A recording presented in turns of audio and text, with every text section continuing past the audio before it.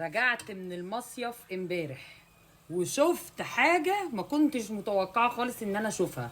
يعني من يوم ما اتجوزت داخلة اهو، بقالي يعني متجوزة بقالي 6 سنين. عمري ما كان عندي نملة في بيتي، لا. جيت امبارح لقيت البيت حرفيا مليان نمل، مليان نمل على رخامة المطبخ.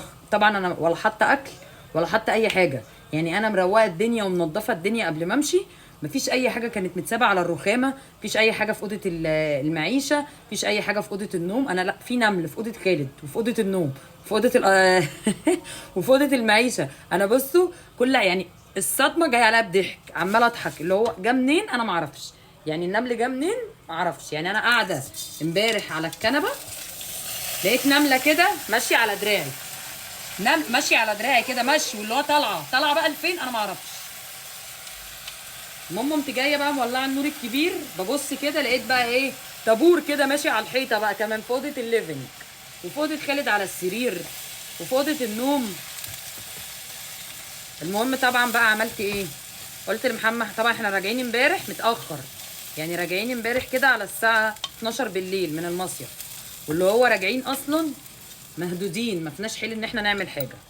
جه محمد قال لي بصي احنا النهارده كده يعدي كده بالطول ولا بالعرض، وبكره ان شاء الله نبقى نشوف حل في الموضوع ده.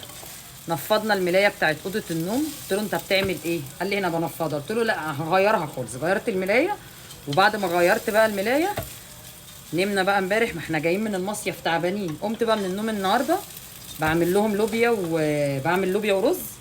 جبت ده، الراجل قال لي حلو وجميل ومفعوله مضمون. قلت بقى بعد الغدا اقوم جايه بقى ماسكه الشقه كده.